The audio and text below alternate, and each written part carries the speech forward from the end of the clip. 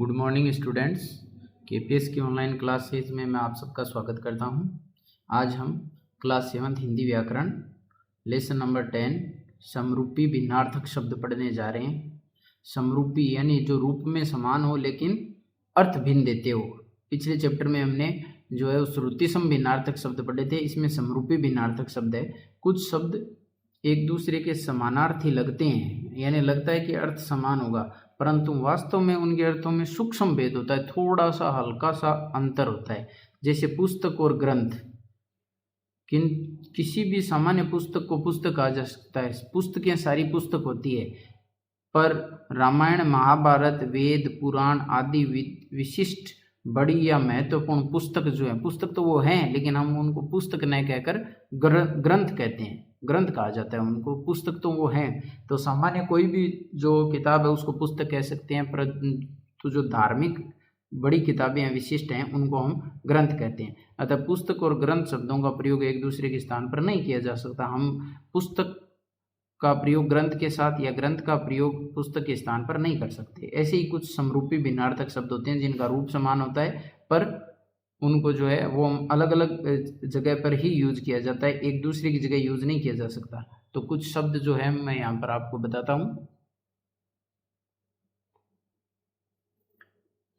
जैसे शब्द यहाँ पर दिया हुआ है, अमूल्य और बहुमूल्य, ये दो शब्द हैं, समानार्थी समरूपी हैं, लेकिन इनका जो अर्थ है वो अलग अलग होता है, सूक्ष्म अंतर होता है। जैसे अमूल्य का मतलब होता है जब वस्तु मूल्य देकर भी प्राप्त नहीं की जा सके। अमूल्य का मतलब जिसका कोई मूल्य ही नहीं है, मूल्य देकर हम उसे प्राप्त नहीं कर सकते। और बहुमूल्य का मतलब होता है जो बहुत कीमती है, यानी मूल्य ज़्यादा है लेकिन उसका मूल्य दे सकते हैं अपन, और मूल्य देकर वो चीज़ प्राप्त की जा सकती है। जैसे वाक्य प्रयोग किया गया, ताजमहल हमारे देश की अमूल्य धरोहर है, यानी उस ताजमहल का कोई मूल्य नहीं है। जबकि हीरों का यह हार बहुमूल्य है। हीरों का जो हार होता है उसकी कीमत ज़्यादा है लेकिन उसको खरीदा जा सकता है। तो जिसको खरीदा जा सके, जिसका मूल्य ज़्यादा हो वो तो बहुमूल्य, और जिसका कोई मूल्य लगा ही नहीं सके वो होता है बहुमूल्य।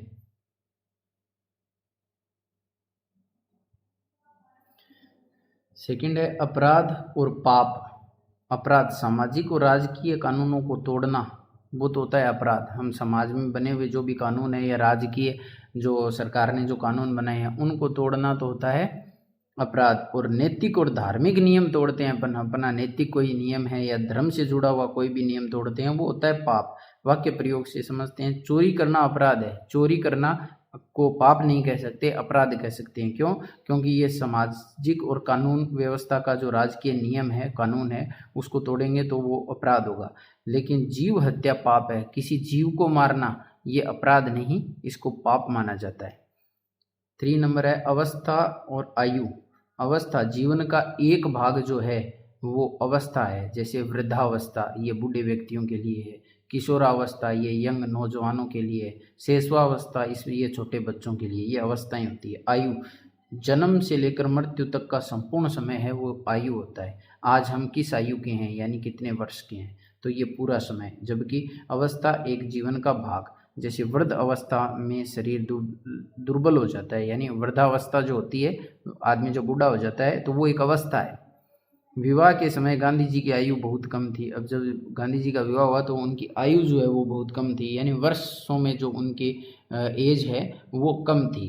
तो आयु जो है वो जन्म से लेकर मृत्यु का पूरा समय होता है, जबकि अवस्था जो है वो जीवन का एक भाग होती है। अधिक और काफ़ी। अधिक का मतलब होता है आवश्यकता से ज़्यादा चीज़ जो होती है वो अधिक होती है, और काफ़ी का मतलब आवश्यकता से न अधिक और न कम, यानी जितनी ज़रूरत है उतनी ही चीज़ है, तब हम काफ़ी का यूज करते हैं, न ज़्यादा है न कम है। जैसे सेठ जी के पास अधिक धन दौलत है, सेठ जी है उनके पास उनकी ज़रूरतों से ज़्यादा पैसे हैं इसलिए अधिक का यूज हुआ है।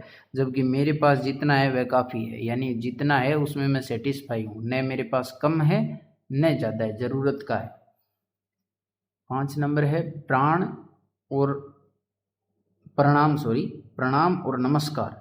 गुरुजनों, माता पिता व पूज्य व्यक्तियों के लिए तो है वो प्रणाम का यूज होता है। जो पूजनीय योग्य होते हैं हमारे पेरेंट्स, माता पिता और गुरुजन या कोई हमारा जो बड़ा बुजुर्ग है उसके लिए तो यूज होता है प्रणाम। और नमस्कार समान अवस्था वाले जो हमारे हम उम्र होते हैं उनके साथ हम नमस्कार का यूज करते हैं। जैसे हमने गुरु जी को प्रणाम किया, गुरु जी पूजनीय होते हैं, हमसे बड़े हैं उम्र में इसलिए प्रणाम करते हैं। और मैंने अपने चाचा जी को नमस्कार किया, मैंने अपने चाचा जी को नमस्कार किया, समान अवस्था वालों के लिए। पत्नी और स्त्री, पत्नी किसी भी विवाहिता जो होती है, किसी की विवाहिता जो होती है उसको पत्नी बोला जाता है। किसी व्यक्ति का विवाह अगर हुआ है तो वो अपनी जो जीवन संगनी है उसको पत्नी बोलेगा, जबकि स्त्री कोई भी महिला है उसको स्त्री कह सकते हैं, पत्नी को स्त्री नहीं कह सकते हैं। स्त्री किसी भी महिला के लिए यूज होता है, पत्नी उसी महिला के लिए यूज होता है जिसके साथ हमने हमारी जीवन संगनी है जो, या जिसके साथ हमने विवाह किया है। जैसे सीता जी श्री राम की पत्नी थी, तो सीता जी जो है वो श्री राम की पत्नी कही जाएगी। जबकि स्त्री जाति पुरुष से पीछे नहीं है, लेकिन स्त्री जाति यानी जितनी भी स्त्रियां हैं वो पुरुषों से कम नहीं है। निधन और मृत्यु, किसी आदरणीय व्यक्ति की अगर मौत होती है, आदरणीय यानी जिसका आदर करने योग्य है, जो हमारा परिवारजन है या जिनका हम सम्मान करते हैं, जिन्होंने कुछ ऐसा काम किया है जो वाकई में उनको आदरणीय बनाता है, तो उनकी मृत्यु जो होती है, मौत होती है, उसको हम निधन कहते हैं। मृत्यु किसी भी सामान्य आदमी जिसको हम जानते नहीं है तो उसकी मौत को हम मृत्यु कहेंगे। जैसे नेहरू जी के निधन पर सारा राष्ट्र शोक में डूब गया। नेहरू जी हमारे देश के प्रधानमंत्री थे, तो इसलिए वो आदरणीय थे, इसलिए निधन का यूज हुआ है। और रेल दुर्घटना में 50 लोगों की मृत्यु हो गई, तो यहाँ पे मृत्यु का यूज हुआ है क्योंकि उनको हम जानते नहीं है जो रेल दुर्घटना में मारे गए हैं। वध और हत्या, प्रकट रूप से मार डालना। वध का मतलब होता है प्रकट रूप से मार डालना, यानी जिनको मारना जो है वो जायज होता है युद्ध की अगर कोई बात होती है। और हत्या, छिपकर किसी को मारते हैं वो होती है हत्या। अगर हम पीछे से या धोखे से किसी को मारते हैं वो है हत्या। और प्रकट रूप से यानी सामने वाला भी हमें मारना चाह रहा है, हम भी उसे मारना चाह रहे हैं सामने से, तो वो होता है वध। जैसे सैनिकों ने शत्रु का वध कर दिया, तो सैनिक युद्ध कर रहे हैं और युद्ध में मारना जो है वो मारने के लिए उतारू होते हैं दोनों तरफ से, तो इसलिए सैनिकों ने शत्रु का वध कर दिया, उसे वध कहेंगे, हत्या नहीं कहेंगे। और डाकुओं ने 2 निर्दोष लोगों की हत्या कर दी, यानी उन्हें धोखे से मार दिया, ये होती है हत्या। फिर है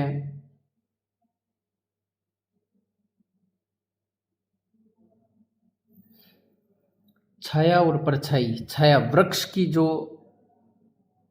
जमीन पे जो छाया बनती है उसको छाया बोलते हैं। और परछाई व्यक्ति की होती है, यानी वृक्ष जो होते हैं उनकी जो भी छाया बनती है जमीन पर उसको तो बोलते हैं छाया, और मनुष्य की जो भी छाया बनती है उसको बोलते हैं परछाई। तो दोनों में अंतर होता है। जैसे पथिक वृक्ष की छाया में विश्राम कर रहा है, छाया यानी जिसके नीचे कोई खड़ा हो सके और आराम कर सके। और परछाई का मतलब जिसके नीचे खड़ा नहीं हुआ जा सकता, वो व्यक्ति विशेष की होती है। तो डाकुओं ने पथिक वृक्ष की छाया में विश्राम कर रहा है और शिशु अपनी परछाई को पकड़ने का प्रयास कर रहा है। बच्चा अपनी परछाई को, अपनी ही छाया जो जमीन पे बन रही है उसको पकड़ने का प्रयास कर रहा है। तो छाया और परछाई दोनों समरूपी है लेकिन अर्थ अलग अलग है। निर्णय और न्याय, निर्णय का मतलब सामान्य फैसला, कोई भी नॉर्मल फैसला जो होता है उसको निर्णय कहते हैं। और न्याय उचित इंसाफ न्याय कहलाता है। जैसे दिनेश ने निर्णय किया कि वह ग्रीष्मावकाश में घूमने जाएगा, अपने लिए जो हमने सामान्य फैसला करते हैं हम उसको तो निर्णय बोलेंगे। और न्यायाधीश ने मुजरिम को उचित न्याय दिया, यहाँ पर निर्णय नहीं न्याय होगा, जो उचित इंसाफ है वो किया गया है। कृपा और दया, कृपा अपने से छोटों के दुख दूर करने की चेष्टा करना, वो होती है कृपा। यानी जब आप अपने से छोटों की दुख दूर करने की कोई भी प्रयास करते हैं वो होती है कृपा। और दया किसी के दुख से द्रवित होना, यानी किसी जिसको हम नहीं जानते हैं और उसके दुख को सुनकर हम द्रवित हो जाते हैं तो वो दया है। जैसे आपकी कृपा से मुझे नौकरी मिल गई, यानी नौकरी मिलने में अगर योगदान है किसी का तो वो कृपा हुई। और ठंड में ठिठुरते भिखारी पर मुझे दया आ गई, ठंड में कोई भिखारी ठिठुर रहा था उसको देखकर अंदर से द्रवित हो गए और वो दया, उसे दया बोलेंगे। और किसी की हम दुख दूर करने की चेष्टा कर रहे हैं वो होती है, यानी प्रयास किया हमने तब वो कृपा बन गई और हमें उसको देखकर केवल दया आई, हम अंदर से द्रवित हुए तो वो दया है केवल। आज्ञा और आदेश, आज्ञा बड़ों द्वारा छोटों को दिया गया जो निर्देश होता है, कोई भी सलाह होती है, कोई भी उनको जो है वो राय दी जाती है वो तो होती है आज्ञा। और आदेश अधिकारी द्वारा दिया गया हुक्म जो होता है वो होता है आदेश। जैसे पिताजी की आज्ञा पाकर वह घर से चल पड़ा, यानी पिताजी ने कहा, निर्देश दिया और वो घर से निकल गया तो वो थी आज्ञा। और थानेदार ने सिपाही को आदेश दिया। तो जब अधिकारी कोई भी आदेश देता है, सलाह देता है या कोई निर्देश देता है तो वो आज्ञा बन जाती है, आदेश बन जाता है, सॉरी। पुत्र और लड़का, पुत्र अपना बेटा जो होगा उसको हम पुत्र कहेंगे, जबकि कोई भी लड़का है, उसको कोई भी बालक है उसको हम लड़का कहेंगे। जैसे श्री राम राजा दशरथ के पुत्र थे तो अपने बेटे के लिए पुत्र और किसी अन्य बालक के लिए लड़का, वहाँ एक लड़का खड़ा है।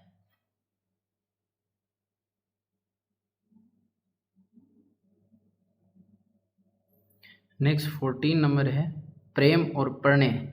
मनुष्य का मनुष्य के प्रति जो स्नेह होता है उसको प्रेम कहेंगे, और प्रणय पति पत्नी का जो प्रेम होता है उसको प्रणय कहेंगे। तो जैसे प्रेम सर्वोत्तम भाव है, प्रेम सभी के लिए, मनुष्य का मनुष्य के प्रति जो स्नेह है उसको प्रेम कहते हैं, तो प्रेम सर्वोत्तम भाव है।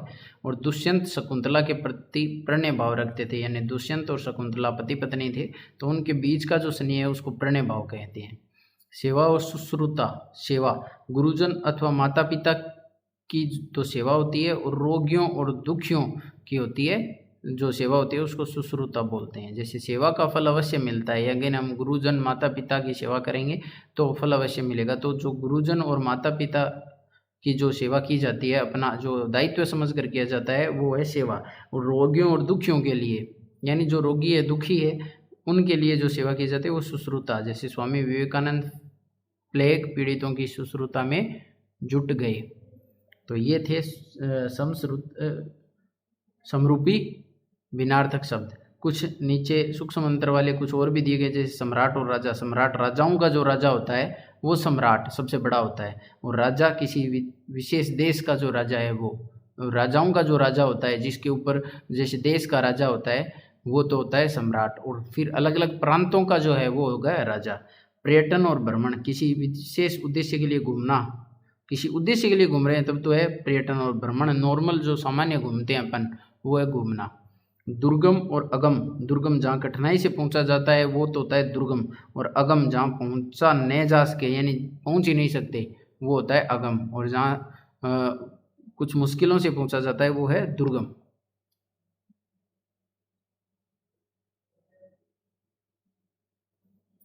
फिर है उपयोग और प्रयोग। उपयोग किसी विशेष रूप में काम में लेना, किसी चीज़ को विशेष रूप में काम में लाना तो होता है उपयोग, और किसी भी चीज़ को काम में लेते हैं वो होता है प्रयोग। कोई भी चीज़ देखकर उसको काम में ले रहे हैं वो है प्रयोग, और किसी विशेष चीज़ का यूज़ कर रहे हैं वो है उपयोग। फिर अहंकार और अभिमान। अहंकार झूठा जो घमंड होता है उसे अहंकार बोलते हैं, और अपनी श्रेष्ठता के कारण स्वयं को बड़ा समझते हैं वो होता है अभिमान। कुछ श्रेष्ठता है हमारे अंदर उसके कारण हम अपने आप को बड़ा मानते हैं वो तो है अभिमान, और बिना काम का बड़ा मान रहे हैं वो है झूठा घमंड जिसको अहंकार बोलते हैं। अनुरोध और प्रार्थना, बराबर वालों, अगर हम अपने सेम एज के लोगों से, बराबर वालों से कोई प्रार्थना कर रहे हैं वो तो है अनुरोध। और पूज्य व्यक्ति या ईश्वर से जो की जाती है वो है प्रार्थना। निवेदन कर रहे हैं, अगर बराबर वालों से निवेदन कर रहे हैं वो है अनुरोध, और हमसे बड़े लोगों से या भगवान से अगर अनुरोध कर रहे हैं वो प्रार्थना। ज्ञान और विवेक, किसी विषय की जानकारी अगर हमारे पास है वो तो है हमारा ज्ञान, और अच्छाई बुराई को पहचानते हैं जिसके कारण हम, वो है विवेक। विवेक को अच्छाई बुराई के कारण पहचाना जा सकता है। ज्ञान जो किसी भी विशेष विषय की जानकारी हमारे पास। ईर्ष्या और द्वेष, दूसरों की सफलता को देखकर जो जलन पैदा होती है वो होती है ईर्ष्या, और किसी कारण दूसरों के प्रति, किसी कारण से दूसरों के प्रति शत्रुता का भाव अगर रखते हैं अपन तो वह द्वेष। ईर्ष्या हो गई किसी की सफलता को देखकर जलना, और द्वेष किसी कारण दूसरों के प्रति शत्रुता का भाव पैदा होना। झुंड और भीड़, झुंड बहुत से पशुओं और आदि का जो समूह होता है, पशुओं का समूह तो होता है झुंड, और लोगों का जो समूह होता है उसको कहते हैं भीड़। लोगों के समूह को कहते हैं भीड़। फिर है अस्त्र और शस्त्र। अस्त्र जिस हथियार को हाथ से फेंक कर मारा जाता है जैसे भाला बाण आदि वो तो होते हैं अस्त्र, और शस्त्र जिस हथियार को हाथ में पकड़ कर चलाए जैसे जैसे तलवार वगैरह आदि। तो ये कुछ शब्द थे जो हमें है वो समरूपी हैं, रूप में समान है लेकिन भिन्नार्थक है, अर्थ इनका भिन्न होता है। तो आप मैं उम्मीद करता हूँ आपको ये लेसन समझ में आएगा। इस वीडियो को देखते हुए आपको अपनी बुक से ये लेसन रीड करना है और इस बुक का जितना भी बुक पार्ट है वो अपनी बुक में कंप्लीट करना है। Thank you, have a nice day.